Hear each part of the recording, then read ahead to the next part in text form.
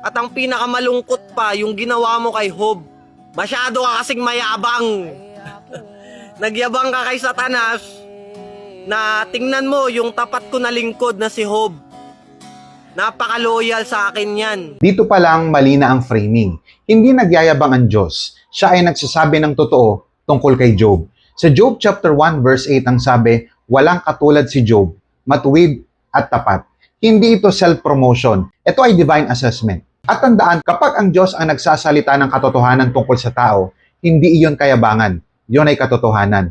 Again, kapag ang Diyos ang nagsalita ng totoo, hindi iyon kayabangan, iyon ay katotohanan. Dahil sa kayabangan mo, nakipagpustahan sa'yo si Satanas. Tapos inalaw mo si Satanas. Ang sabi mo, wag niya lang papatayin si Job. Hindi ito pustahan. Mga ka-good news, walang bet na text sa scripture. Walang sugal na nangyari. Ang nangyari ay si Satanas ang nag-akusa at ang Diyos ay nagbigay ng limitadong pahintulot. Sa Job chapter 1 verse 12 ang sabi, lahat ay nasa kamay mo, pero wag mong gagalawin ang buhay niya. Ibig sabihin, hindi si Satanas ang may control. Ang Diyos pa rin ang may hangganan ng lahat. Tandaan, hindi ito sugal. Ito ay sovereign na pahintulot ng Diyos na may malinaw na limitasyon. Kinuha ni Satanas yung kayamanan, yung mga ari-arian, yung mga anak ni Job. Binigyan pa siya ng sakit. Binigyan pa ng nakakadiring sugat mula ulo hanggang talampakan. Totoo, malalim ang dinanas ni Job.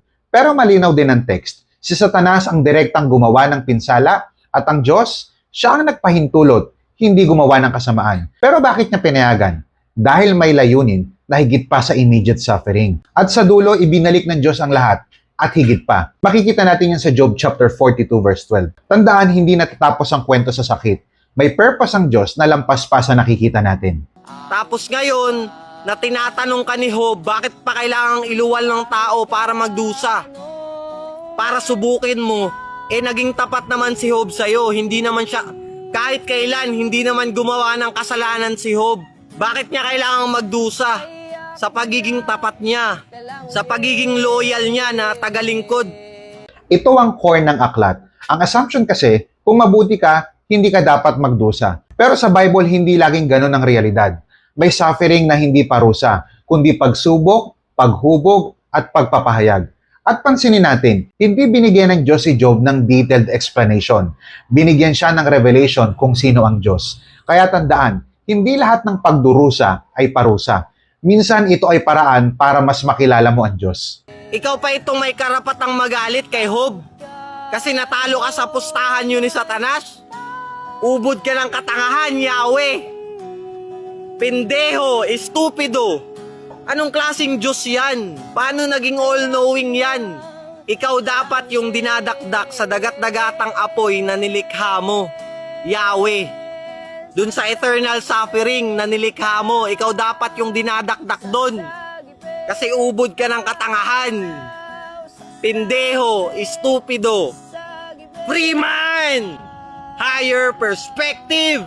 Dito lumalabas ang tunay na issue. Hindi kakulangan ng Diyos, kundi limitasyon ng tao. Sa Job chapter 38 verse 4 ang sabi, saan ka nang nilikha ko ang mundo? Ka-good news, hindi ito insulto. Ito ay paalala, limitado ang kaalaman natin at walang hanggan ang kaalaman ng Diyos. Hindi mo pwedeng husgahan ng Diyos base sa hindi mo pa naiintindihan. Tandaan, hindi nababawasan ang pagka-Diyos ng Diyos dahil lang sa hindi mo maunawaan ang kanyang ginagawa.